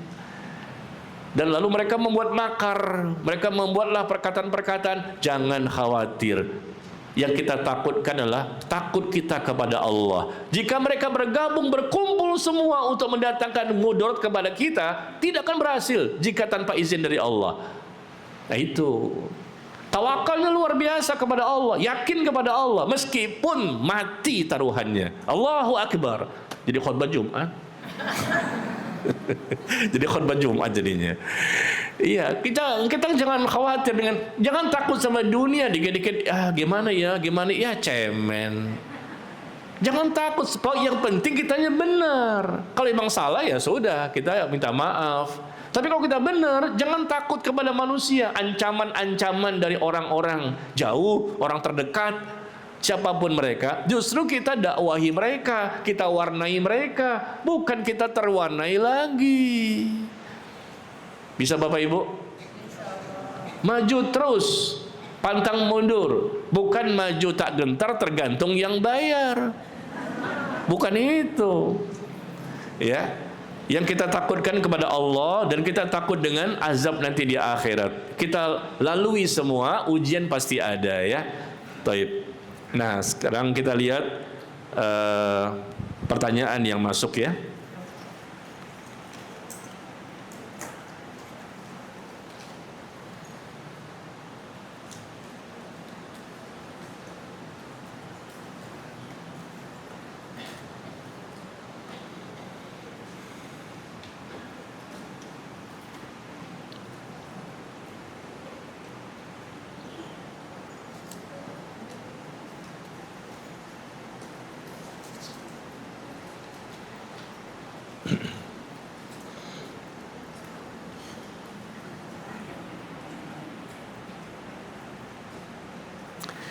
Yang pertama, Pak Ustadz, istri sudah belajar agama dengan kajian sunnah, suami belum. Anak sudah diajak datang kajian, anak juga belum. Suami belum. Jadi istri saja yang rajin ngajinya. Istri sudah sering mengingatkan tentang paham-paham sunnah ini kepada anak dan suami. Apakah berdosa si istri bila anak dan suami belum melakukan sunnah, masih melakukan syubhat? Sunnah di sini maksudnya ajaran Nabi yang murni ya, bukan ibadah sunnah qobliyah ba'diyah gitu, bukan. Apakah berdosa bila si istri ini melihat anak dan suaminya belum melakukan sunnah, kembali kepada ajaran yang murni dari Nabi dan para sahabatnya, dan mereka masih melakukan syubhat? Istri bisa berdosa kalau dia diam, tidak ada usaha untuk memperbaiki suami dan anaknya. Tapi kalau si istri sudah memperbaiki, sudah maksimal, berbagai macam cara, ya, didakwahi, dinasihati, diperbaiki, didoakan dengan berikan artikel, diberikan bukunya, diberikan videonya, diajak ngaji juga, bahkan ada ustadz yang diminta untuk diskusi langsung dengan bapak atau dengan suaminya. Ya, pokoknya intinya berbagai macam cara. Dia pun bangun malam, dia nangis kepada Allah, berdoa, minta supaya Allah berikan hidayah kepada suami dan anak. Berbagai macam cara dilakukan, ternyata belum juga berubah, istri tidak berdosa. Ya, intinya lakukan dulu lah. Ya, dan sekaligus istri juga introspeksi. Jangan-jangan dia belum menjaga Allah dengan benar, sehingga Allah belum berkenan untuk menjaga suami dan anaknya. Kan tadi saya katakan bahwa orang yang menjaga Allah, Allah akan jaga dia. Bukan hanya dia dampak kebaikan yang dirasakan, dia bagus, dampaknya kepada pasangan hidup dan anak juga akan bagus. Ya, maka coba dievaluasi, jangan-jangan dia juga mungkin belum maksimal. Kalau sudah maksimal belum juga ada, ya sabar ya. Sabar sambil menunggu datangnya hidayah dari Allah. Sekarang saya mau tanya Bapak Ibu, apa bedanya sabar dan ridho?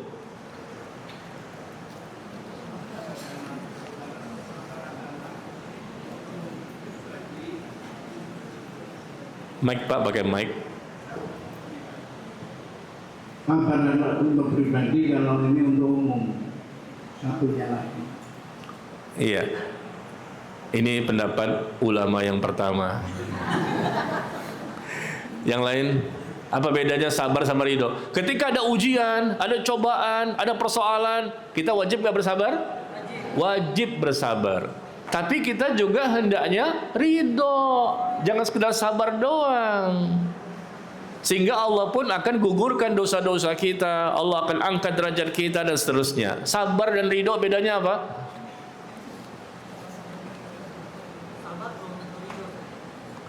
Sabar belum tentu ridho. Ridho udah pasti sabar. Ini paling enak begini nih. Paling enak begini cara menjelaskannya nih. Iya. Iya, kalau sabar belum tentu ridho, kalau ridho otomatis sabar. Udah, selesai. Bukan begitu penjelasannya. Ada yang tahu Bapak Ibu? Hadiah menanti. Ada mic belakang?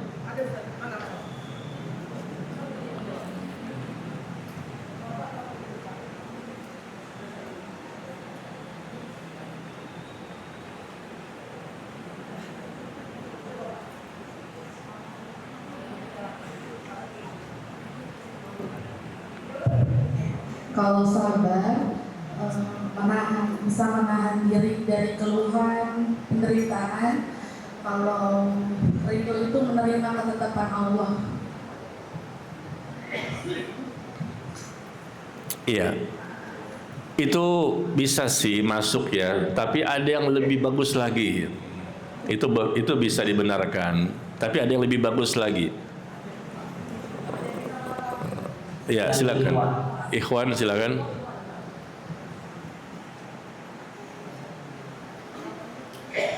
Assalamualaikum Ustaz. Waalaikumsalam warahmatullahi. Kalau sabar itu menerima ketentuan Allah pas waktu kejadiannya Ustaz. Iya. Kalau ridho itu setelah kejadian lama kita menerima ketentuan yang Allah yang itu memberikan. Setelah kejadiannya udah lama kita ridho.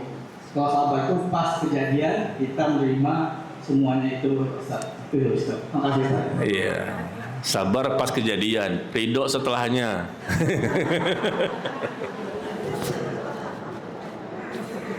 Kocak juga ya. Bukan itu. Iya, nggak masalah. Namanya juga usaha. Iya, silakan.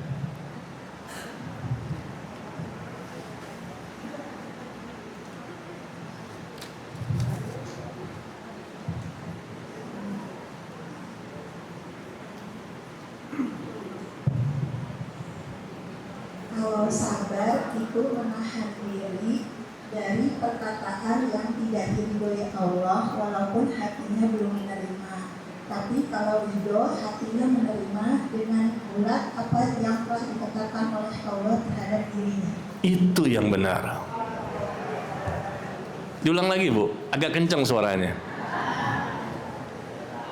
Kalau sabar itu menahan diri dari Ya, dari perkataan yang tidak Allah ridhoi walaupun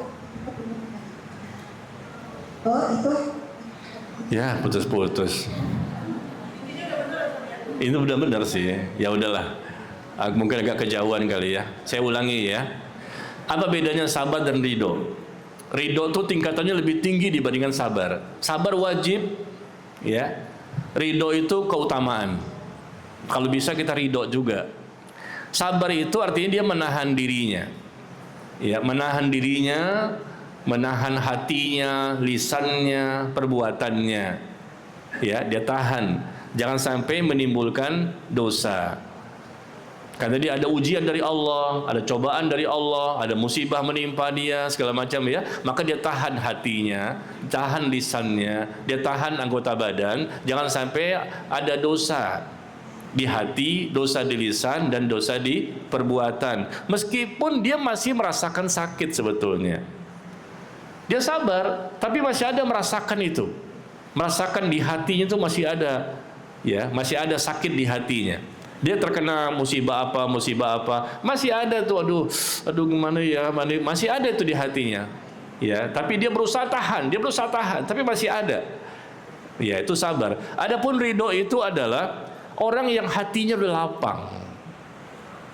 Begitu ada musibah, ada persoalan, ada masalah, hatinya betul-betul lapang dalam menerima takdir Allah dan yakinnya luar biasa sehingga mengalahkan rasa sakitnya. Mengalahkan rasa sakitnya. Sekali lagi saya ulangi ya. Sabar itu menahan diri, menahan hati, menahan lisan, dan menahan anggota badan. Ya, jangan sampai menimbulkan dosa di hati, dosa di lisan, dan dosa di anggota badan. Ya, tetapi memang masih ada rasa sakit itu. Ya, dia masih merasakan rasa sakit itu. Misalnya contoh bapak ibu sakit nih, kan bapak ibu bersabar kan, mungkin demam, ya mungkin apa sakitnya, sabar menghadapi sakit tersebut. Tapi sakitnya masih berasa kan? Masih berasa, cuman sabar aja. Sabar, ini kan kita tahu ini adalah takdir dari Allah, tapi sakitnya masih berasa dan tidak mau mengucapkan kalimat-kalimat yang bisa menimbulkan dosa atau perbuatan-perbuatan bisa menimbulkan. Jadi tahan dirinya, tapi masih sakit. Tapi kalau sudah ridho, ini sudah tinggi levelnya. Orang yang ridho itu berarti hatinya lapang dalam menerima takdir, lapang betul. Dia tahu bahwa ini pasti baik. Tidak mungkin Allah menzolimi dia. Ini pasti untuk kemaslahatan dirinya. Hati lapang menerima takdir dan yakin betul dengan janji-janji Allah sehingga akan bisa mengalahkan rasa sakitnya. Ya, ini definisi yang disebutkan oleh Al-Imam Ibnu Rajab dalam kitabnya Jamil Ulum wal Hikam. Ya, jadi ini bukan definisi dari saya.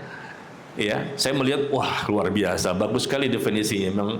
Ya, jadi kalau sudah ridho itu Bu, lapang Pak, dadanya lapang sekali menerima ketentuan dari Allah dan dia pun yakin betul dengan janji-janji Allah dan akhirnya bisa mengalahkan rasa sakitnya.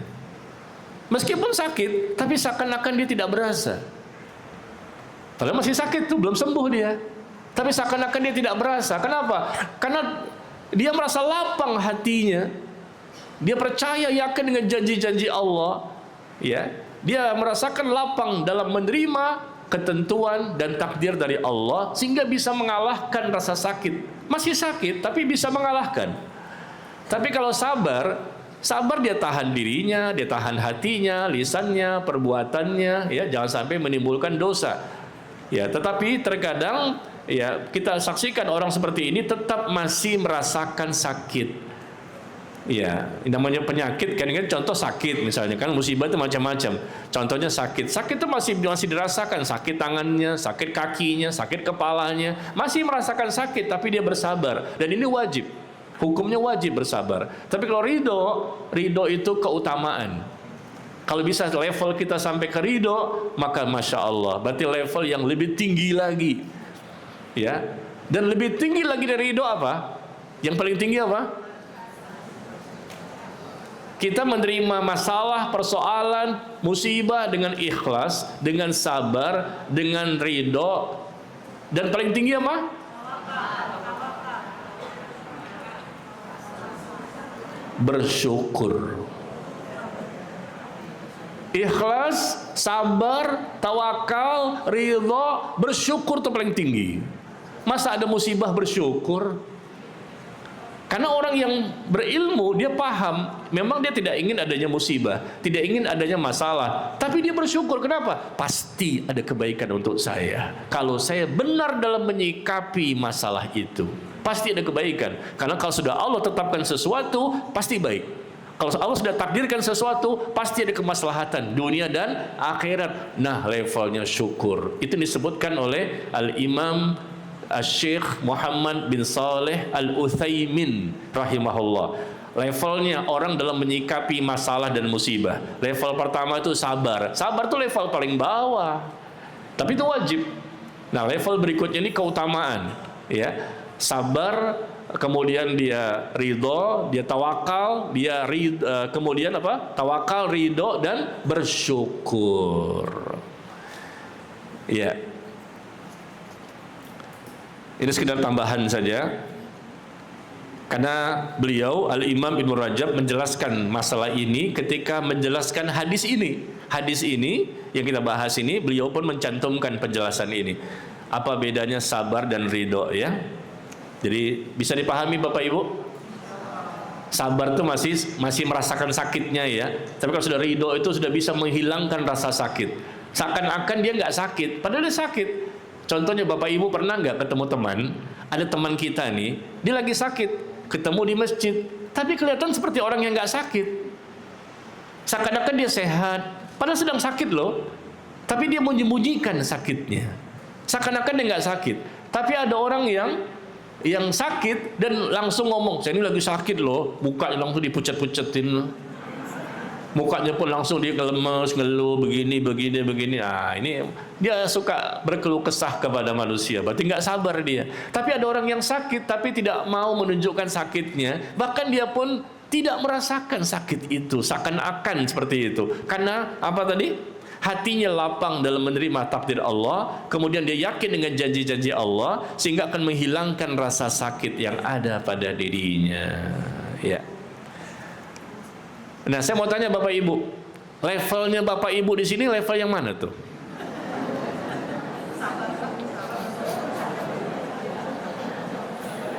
Sabar, ridho, tawakal, sabar, ikhlas ya. Awalnya ikhlas, sabar, tawakal, ridho, atau bersyukur. Level yang mana Bapak Ibu? Level di sini? Ternyata bersyukur ya. Ustadznya baru bersabar Bu ya. Bapak dan Ibu sudah sampai level bersyukur ya. Level menyikapi persoalan. Betul? Nerimo. Baik Pak Ustadz, saya mengingatkan saudara saya untuk tidak men-share apapun tentang zodiak ya. Padahal dia kadang-kadang suka ikut kajian juga, tetapi dia mencari pembenaran, bukan untuk meramal nasib, tetapi hanya untuk menyamakan saja atau menentukan karakter-karakter saja. Ya, ini namanya ngeles. Ngeles, kasih tahu kok ngeyel. Apakah memang masih diperbolehkan selama bukan untuk meramal nasib? Tidak boleh. Ya, kamu tanggal lahirnya kapan? Bulan apa? Berarti kamu Sagittarius. Sagittarius, Virgo, Kanker, Libra. Apalagi itu Bapak? Tanggal berapa lahirnya? Gemini, Taurus, ya, Tetanus. Nggak boleh. Itu semuanya adalah ilmu perbintangan untuk meramal nasib. Tujuannya itu untuk mengetahui bagaimana kesehatan, bagaimana bisnis, bagaimana asmara. Ya, kita kan dulu pernah baca barangkali kan, masih SD, masih SMP, dulu kan ada majalah-majalah, koran-koran gitu ya. Ini semuanya nggak benar, nggak boleh. Ya, ini termasuk perbuatan syirik. Ya, tidak boleh kita. Tujuan di sini apakah boleh meskipun bukan untuk meramal nasib?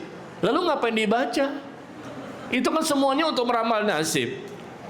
Apa kata dia? Bukan meramal nasib, hanya untuk menyamakan atau menentukan karakter-karakter. Sama. Apa bedanya perkataan itu? Karakternya saya gimana? Lembut, apakah orangnya sombong, apakah orangnya begini dan begini dan begini. Ditentukan karakter seseorang berdasarkan bintang-bintangnya. Nggak boleh itu. Ya, nasib kita ke depan hanya Allah yang mengetahui, bukan ditentukan oleh bintang-bintang itu. Karakter kita, tabiat kita, perangai kita, kepribadian kita, apakah kita ini lembut, apa keras, apa sombong, apa gimana, bukan ditentukan oleh bintang-bintang. Bintang itu, kalau bintang di langit ya, bintang di langit untuk menentukan arah perjalanan. Tuh, apa kata Allah? Wa bin najmi, nama saya disebut. Wabin najmi hum yahtadun. Dengan sebab najmi mereka mendapatkan petunjuk. Dengan sebab najmi itu mereka mendapatkan hidayah. Kata Allah. Maksudnya najmi di sini bukan saya. Maksudnya bintang-bintang yang ada di langit. Karena najmi itu artinya bintang. My star. Oh, keren. Ya, itu disebutkan di ayat berapa? Surah apa? Yang lain dong yang belum dapat. Wa bin najmi hum yahtadun. An-Najm bukan. Nah, ibu-ibu itu lagi gimana? 3 kali tuh. Jangan ya. Bapak-bapak, wa bin najmi hum yahtadun, dengan sebab najmilah mereka mendapatkan hidayah. Dengan bintang itu bisa sebagai petunjuk arah perjalanan, akhirnya nggak nyasar. Ya itu boleh kalau bintang begitu. Di surah An-Nahl, surah 16 ayat 16. Saya ingat betul tuh karena nama saya di situ. Ya, surah 16 ayat 16 ya. Ya itu boleh. Tapi kalau sudah zodiak begini nggak boleh ya, termasuk perbuatan syirik. Tidak boleh menentukan karakter, tabiat, perangai, watak dengan zodiak atau pakai primbon, ya, atau menentukan nasib apes, nggak boleh semuanya. Kemudian Pak Ustadz, ini saya sudah 2 kali nanya, bulan yang lalu nggak dijawab. Habis saya ini. 2 kali nanya nih, awas kalau nggak dijawab sekali ini ya. Yang saya tanyakan, ada seseorang yang agamanya non-Islam ingin menikah sama saya. Dia kafir, ingin menikah sama saya, tapi dia mau masuk Islam. Saya bingung Ustadz, bagaimana caranya agar dia bisa masuk agama Islam? Ya ucapkan 2 kalimat syahadat. Dan dia harus dengan yakin dan ikhlas. Ya, ada calon apa nih? Calon istri apa calon suami nih? Nggak jelas juga ini. Kelihatannya sih tulisan perempuan nih. Akhwat ya, calon suami barangkali. Dia kafir, mau menikah dengan seorang muslimah. Bagaimana caranya? Maka dia si laki-laki ini harus mengucapkan 2 kalimat syahadat. Asyhadu an la ilaha illallah wa asyhadu anna Muhammadar Rasulullah. Saya bersaksi bahwa tidak ada sesembahan yang berhak disembah dengan benar kecuali Allah, dan saya bersaksi bahwa Muhammad itu adalah utusan Allah. Jadi muslim dia, selesai. Tapi ketika mengucapkannya harus dengan ikhlas dan yakin. Jangan sekedar cinta buta. The love is blind. Cinta buta karena cinta, bukan karena yakin kepada Allah, yakin dengan 2 kalimat syahadat, dan gak ikhlas juga, dipaksa-paksa, gak boleh. Mengucapkan itu dengan ikhlas dan yakin, dia paham betul artinya apa, diajarkan kepadanya. Dan nanti ketika masuk Islam, ya diajarkan juga tentang masalah iman, masalah ibadah, masalah akidah, dan seterusnya ya. Hanya itu saja, gampang kan? Ya, tapi sekali lagi, hati-hati menikah dengan orang-orang yang masuk Islam. Apakah benar dia yakin dengan Islam? Yakin dengan Islam, bukan sekedar karena kepengen nikah saja dengan pacarnya. Takutnya nanti dia pindah lagi. Ya, sudah ya, saya sudah jawab ya. Ini bulan lalu juga nggak dijawab kata dia.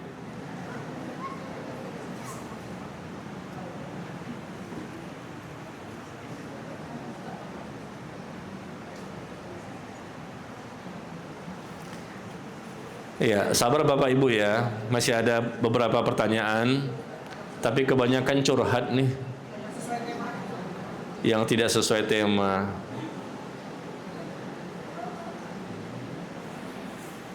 Apa sih maksudnya nih pertanyaannya? Assalamualaikum Us.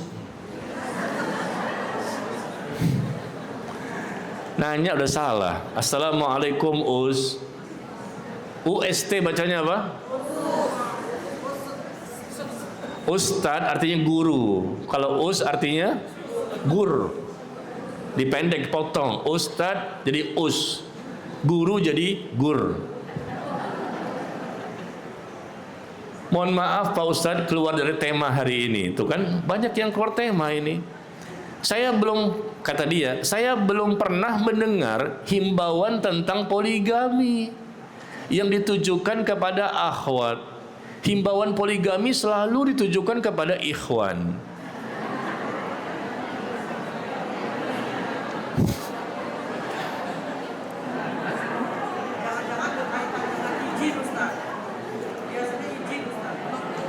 Emang mau ngapain? Himbauan poligami selalu ditujukan kepada ikhwan. Kok akhwat enggak? Mau dihimbau. Ya subhanallah.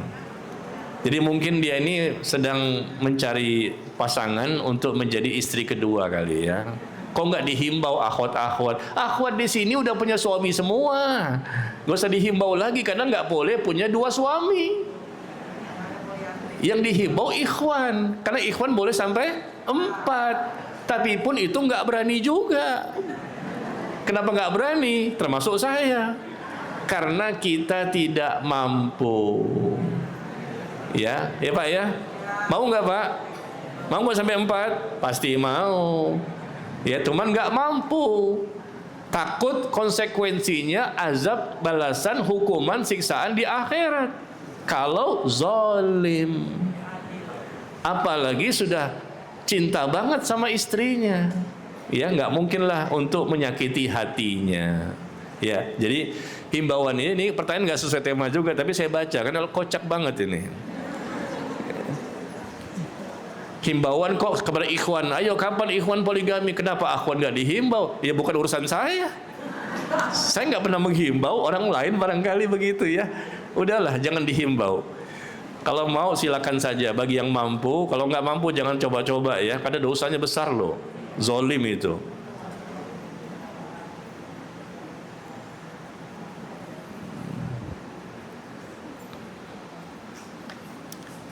Kemudian Pak Ustadz, dulu saya sering meninggalkan sholat sengaja atau terlupa. Sholat ditinggalkan di masa lalu ya. Apakah cukup sholat taubat nasuha? Bukan cukup sholat taubat nasuha. Sholat taubat itu tidak wajib, hanya sunnah. Tidak sholat taubat pun nggak masalah. Yang wajib itu taubat nasuhanya, bukan sholat taubatnya. Sholat taubat sunnah, taubat wajib. Ya, taubat nasuha itu wajib. Dia istighfar, dia menangis, dia menyesal, dia minta ampun sama Allah dan tidak lagi mengulangi perbuatan dosa. Ya, dan dia memperbanyak amal soleh. Setelah dia bertobat itu kelihatan sekali perubahan-perubahannya terjadi. Dia ikhlas dalam bertobatnya. Kalau berkaitan dengan ibadah sholat seperti itu, apakah perlu mengganti sholat ditinggalkan? Tidak ada kewajiban untuk mengganti ya. Sholat dahulu kan mungkin SMP, SMA dan seterusnya mungkin nggak sholat ya. Maka tidak ada kewajiban untuk mengkodoknya atau menggantinya. Cukup dengan taubat saja, dengan taubat nasuha. Ya, beda dengan puasa Ramadan. Kalau puasa Ramadan ditinggalkan karena haid, karena safar, ya, maka wajib untuk mengkodok puasa Ramadan tersebut. Tapi kalau ditinggalkan puasa Ramadan karena sengaja ditinggalkan, dosa besar. Itu pun tidak ada kewajiban untuk mengkodok puasa Ramadannya. Cukup bertobat dengan tobat nasuha saja.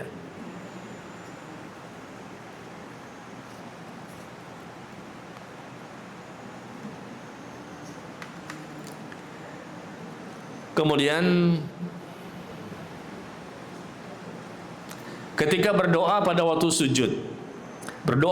sujud, apakah boleh dengan bahasa Indonesia?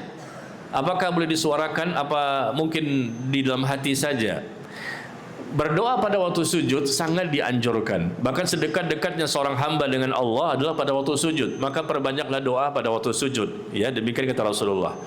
Maka ketika sujud kita boleh dengan bahasa Indonesia di dalam hati saja. Ya, adapun yang kita lafazkan dengan bahasa Arab, ya, Allahumma ighfirli wa liwalidayya warhamhuma kama rabbayani shaghira. Dalam bahasa Indonesia cukup dalam hati saja dan Allah tahu isi hati kita. Karena salat itu semua dengan bahasa Arab, dari awal sampai akhir semua dengan bahasa Arab, ya. Ini pendapat yang saya anggap lebih kuat. Dan Allah tahu, jangan khawatir, Allah tahu isi hati kita. Allah mendengar meskipun kita berdoa di dalam hati. Kemudian untuk salat zuhur, qobliyah zuhur 2 rakaat atau langsung 4 rakaat. Qobliyah zuhur 2 atau langsung 4. Yang lebih kuat pendapatnya adalah 2 rakaat salam, 2 rakaat salam, ya. Memang ada hadisnya 4 rakaat. Rasul pernah mengerjakannya, tetapi yang lebih sering dan lebih banyak Dan dalilnya pun banyak sekali disebutkan adalah 2 rakaat salam, 2 rakaat salam. Salatul lail wan nahar mathna mathna. Salat sunnah yang dilakukan di waktu malam dan salat sunnah di waktu siang, kata Rasulullah 2 rakaat, 2 rakaat, 2 rakaat, 2 rakaat. Dan itu yang lebih sering dan lebih banyak, ya, lebih banyak hadisnya, lebih banyak dalilnya.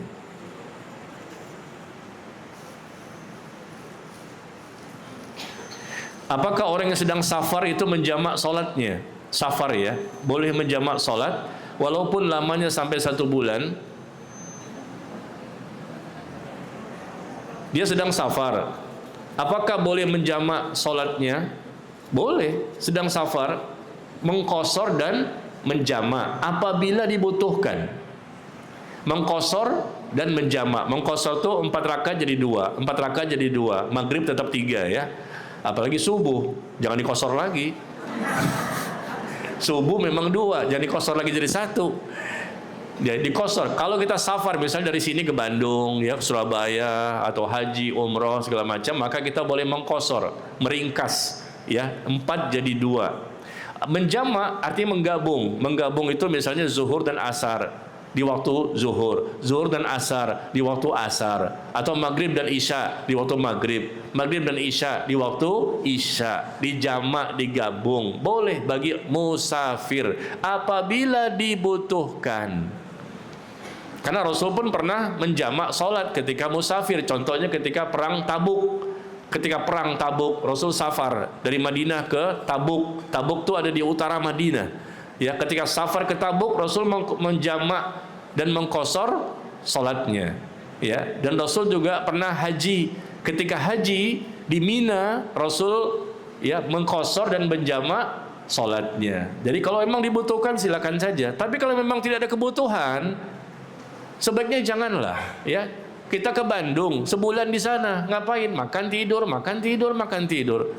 Ya, jangan digabung, cukup qasar saja. Cukup diringkas, zuhur 2 rakaat, nanti pada waktu asar 2 rakaat. Ibu-ibu ya maksudnya, karena kan di rumah ya. Tapi kalau ikhwan nggak bisa, karena ikhwan harus ke masjid. Meskipun safar, dia musafir ke Bandung, seminggu 2 minggu di sana, masjid depan rumah, masjid dekat, dia tetap wajib ke masjid. Dan dia jadi makmum. Makmum berarti mengikuti imam. Imam 4 rakaat, berarti dia 4 rakaat. Ya, tapi kalau ibu kan di rumah, tidak mengikuti imam di masjid, maka ibu boleh 2 rakaat saja, tapi jangan dijamak. Ya, kalau dijamak tuh boleh kalau memang dibutuhkan saja.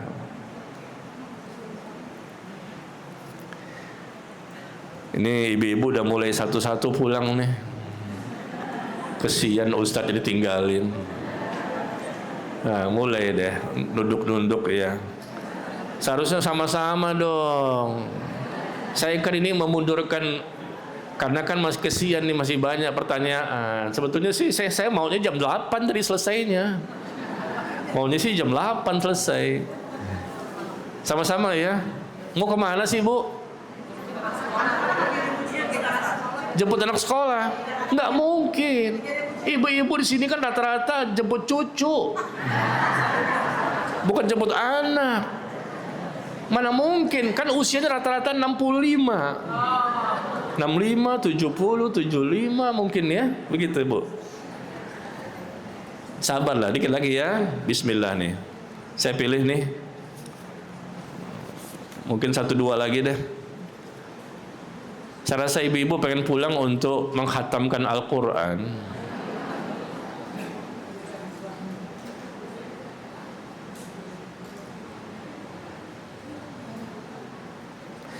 Pak Us, apakah memelihara jenggot? Nah, apakah memelihara jenggot bagian dari menjaga agama Allah dan sebaliknya? Memelihara jenggot itu kan yang dianjurkan sama Rasulullah bagi laki-laki ya, bagi perempuan nggak boleh. Bagi laki-laki kalau punya pelihara, karena Rasul ingin supaya kita itu memiliki penampilan sebagaimana laki-laki. Dia punya pelihara, karena Rasul mencontohkan, para sahabat mencontohkan, dan seluruh Nabi dan Rasul berjenggot. Ya, dan Rasul pun mensunnahkannya, menganjurkannya. dengan sangat agar kita juga berbeda dengan orang-orang kafir. Khaliful musyrikin, kata Rasulullah. Berbedalah kamu dengan orang-orang musyrik. Ya, digunting kumisnya, pendekkan kumisnya, dan jaga peliharalah jenggot. Dan itu merupakan bagian dari yang Rasul ajarkan kepada umatnya. Bagi yang punya silahkan dipelihara, dijaga. Karena apa kata Allah, apa kata Rasul itu syariat. Ya, apa kata Allah, apa kata Rasul, apa kata wajib, apa kata sunnah, itu syariat. Nah, kita berusaha untuk melakukannya, dan berarti kita termasuk menjaga agama Allah, ya, menjaga syariat Allah. Ya, kalau memang ada, kalau nggak ada jangan dipaksakan. Apalagi cuma selembar doang, selembar panjang sampai ke sini. Selembar doang nih jenggot sampai ke sini, selembar doang. Ya, janganlah begitu, nggak bagus juga kelihatannya ya.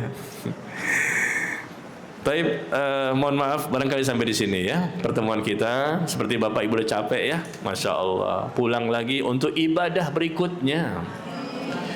Wallahu ta'ala a'lam bis-shawab. Wa sallallahu ala nabiyyina Muhammad walhamdulillahi rabbil alamin. Subhanakallahumma wa bihamdika asyhadu an la ilaha illa anta astaghfiruka wa atubu ilaik. Wassalamualaikum warahmatullahi wabarakatuh.